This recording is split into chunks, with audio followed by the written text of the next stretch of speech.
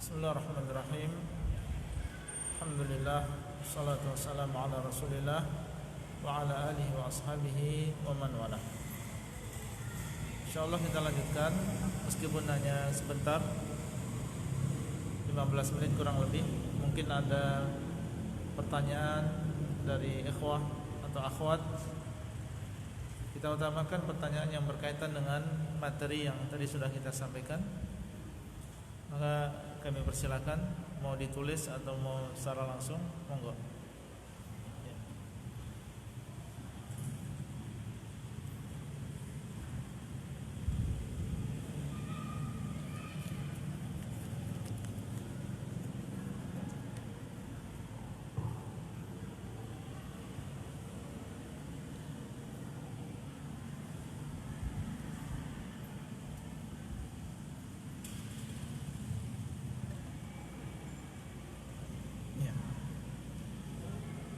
Bagaimana kita menyikapi syubhat Maulid Nabi yang berbunyi, aku saja mencintaimu tidak perlu dalil?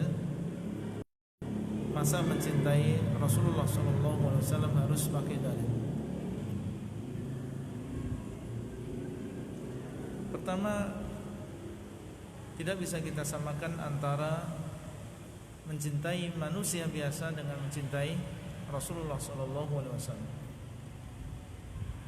Mencintai Rasulullah SAW ini memang sesuatu yang memiliki kedudukan yang tinggi di dalam agama kita. Itu adalah sesuatu yang wajib, harus ada. Sementara mencintai orang perorangan dari manusia biasa ini bukan suatu kewajiban. Yang wajib adalah bagi seorang muslim mencintai Rasulullah SAW. Bagaimana kita menyamakan antara mencintai Rasulullah SAW dengan mencintai manusia biasa? Itu yang pertama. Kemudian yang kedua, agama kita yang dibawa oleh Rasulullah SAW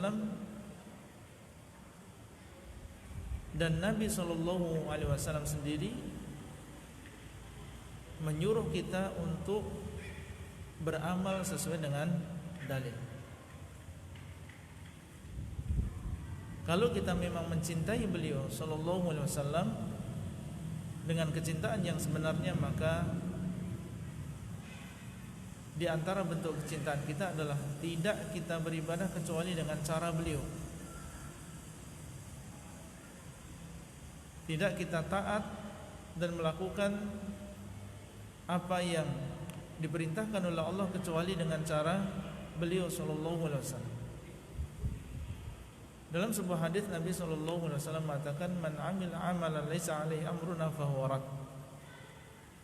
Barang siapa yang mengamalkan sebuah amalan yang tidak ada dalilnya di dalam urusan kami, yaitu di dalam agama ini, kecuali amalan tersebut tertolak.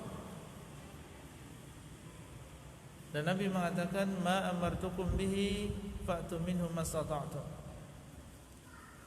wa man nahaitukum anhu fajtanibu.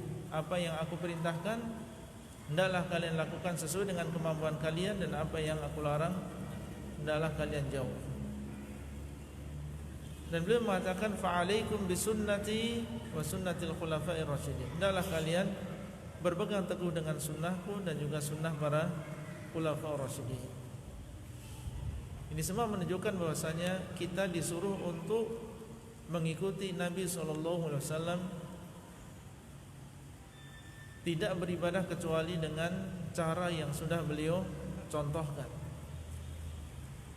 Dan seorang syair mengatakan bahwasanya orang yang mencintai itu akan taat kepada orang yang dia cintai. Dan Nabi SAW ternyata menyuruh kita untuk di dalam beribadah ini harus ada contohnya dari beliau sallallahu alaihi wasallam.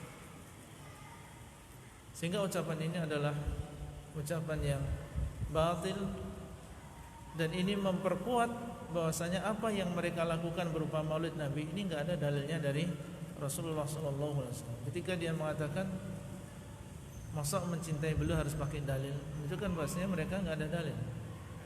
ya, menunjukkan bahwasanya mereka tidak memiliki dalil dalam melakukan perbuatan ini. Wallahu taala a'lam. Nah, ya.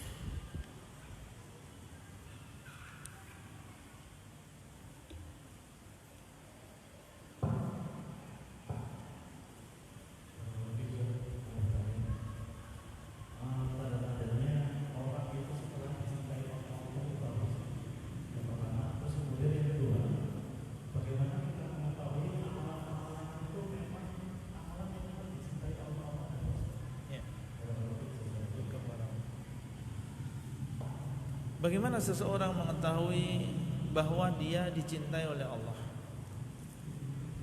Hadis qudsi yang tadi kita sebutkan dalam muhadarah, fa idza ahbabtuhu kuntu sam'ahu alladhi yasma'u bihi. Kalau aku mencintai dia, maka aku menjadi pendengaran dia yang dia mendengar dengannya.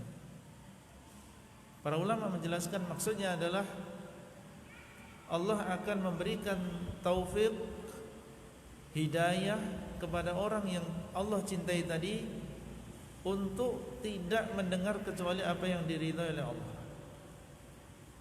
Kalau Allah cinta kepada seseorang, dijadikan telinganya ini tidak mendengar kecuali apa yang diridhai oleh Allah.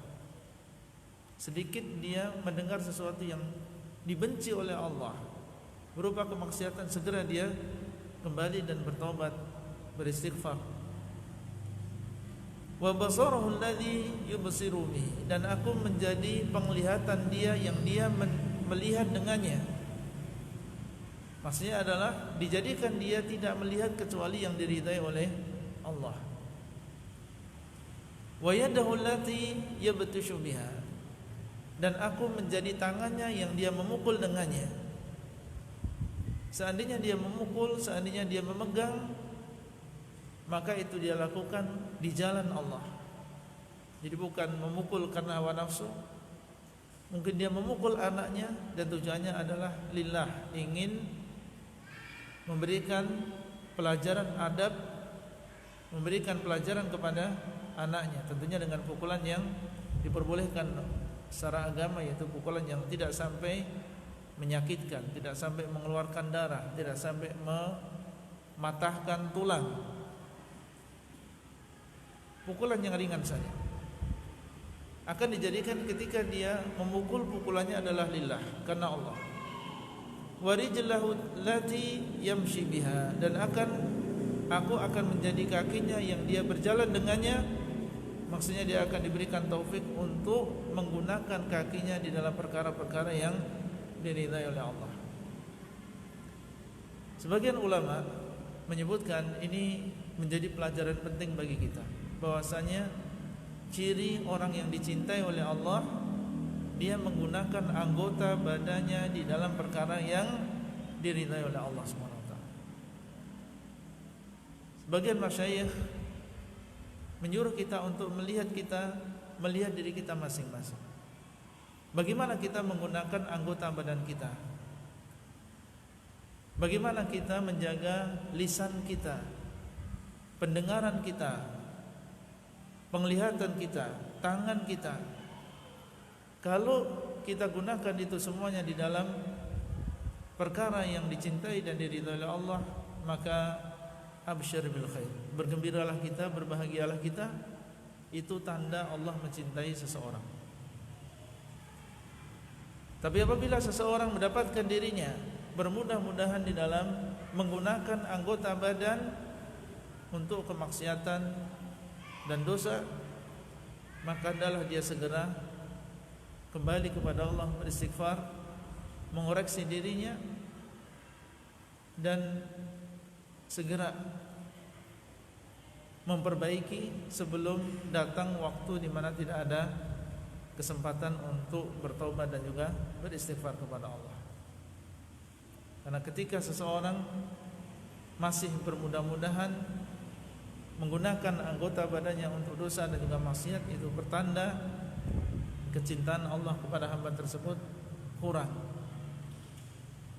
Dan tentunya ini adalah sesuatu yang menjadikan sedih seorang hamba Ini adalah satu di antara tanda-tanda tersebut. Kemudian pertanyaan yang kedua, bagaimana kita mengetahui sebuah amalan, sebuah sifat itu dicintai oleh Allah Azza wa Jalla? Kita mengetahui tentunya dari kabar Allah dan juga Rasulnya. Allah mengabarkan mencintai sebuah amalan atau mencintai orang yang memiliki sifat dan melakukan amalan tadi, menunjukkan bahasanya itu adalah amalan yang dicintai oleh Allah. Dan terkadang kecintaan Allah kepada sebuah amalan tidak harus dengan teks seperti yang tadi disebutkan. Allah mencintai orang yang bertakwa, Allah mencintai orang yang bersabar, Allah mencintai orang yang berbuat baik. Terkadang kita mengetahui itu dicintai oleh Allah ketika Allah memuji orang-orang yang melakukannya. Allah enggak mengatakan di situ Allah mencintai, tapi Allah memuji orang-orang tersebut, menunjukkan Allah mencintai orang yang memiliki sifat tadi. Contoh misalnya, Allah memuji orang yang menyempurnakan nadar. Dalam surat Al-Insan Allah mengatakan yufuna bin nadri wa yakhafuna yawman kana syarruhu mustatira. Mereka menyempurnakan nadar-nadar mereka dan mereka takut akan suatu hari di mana kejelekan di hari tersebut akan menyebar, yaitu di hari kiamat. Jadi mereka menyempurnakan nadar karena takut nanti akan ditanya oleh Allah tentang nadar tadi di hari kiamat. Karena nadar hutang seorang hamba kepada Allah Azza wa Jalla. Dalam ayat ini Allah memuji orang-orang yang menyempurnakan nadar. Ketika Allah memuji, menunjukkan bahwasanya Allah mencintai perbuatan tersebut, yaitu menyempurnakan nadar. Dan sebaliknya Allah SWT tentunya tidak mencintai orang-orang yang menyelisihi nadarnya, yang tidak membayar hutangnya kepada Allah SWT. Kemudian terkadang Allah SWT kita mengetahui bahwasanya Allah mencintai amalan tersebut ketika amalan tersebut diperintahkan oleh Allah. Sekedar Allah memerintahkan sebuah amalan, maka itu menunjukkan bahwa amalan tersebut dicintai oleh Allah. Allah mengatakan wa qala rabbukum ud'uni, dan Rabb kalian mengatakan ud'uni, hendakkan berdoa kepadaku. Perintah dari Allah supaya kita berdoa kepada Allah. Ketika Allah menyuruh kita, memerintahkan kita untuk berdoa, menunjukkan bahwasanya Allah mencintai doa, maka banyaklah berdoa. Allah senang dengan orang yang banyak berdoa, karena orang yang banyak berdoa menunjukkan bahwasanya dia ini orang yang benar-benar fakir, butuh kepada Allah Subhanahu wa taala. Sehingga dia sering berdoa kepada Allah. Mau mencari rezeki, minta kepada Allah supaya diberikan rezeki yang berbarokah. Mau menuntut ilmu, tidak lupa dia meminta kepada Allah dimudahkan pemahaman. Ketika dia mau berbakti kepada orang tuanya, tidak lupa meminta kepada Allah dimudahkan untuk berbuat baik dan berbakti kepada orang tuanya. Semua perkara yang kecil maupun yang besar dia berusaha untuk meminta kepada Allah. Orang yang seperti ini yang dicintai oleh Allah Azza wa Jalla. Dan sebaliknya, orang yang jarang berdoa, berarti dia merasa tidak butuh dengan Allah, sehingga dia jarang meminta kepada Allah. Ini bisa menyebabkan seseorang justru mendapatkan kemarahan dan amarah dari Allah Subhanahu wa taala, sebagaimana sabda Nabi sallallahu alaihi wasallam, "Man lam yas'alillah yaghdab alaihi." Barang siapa yang tidak meminta kepada Allah, maka Allah akan marah kepada orang tersebut. Kenapa demikian?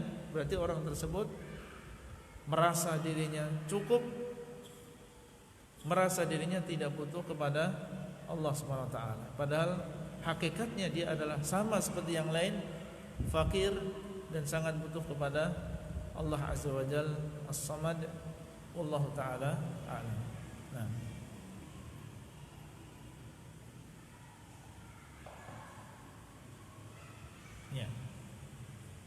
Satu lagi mungkin.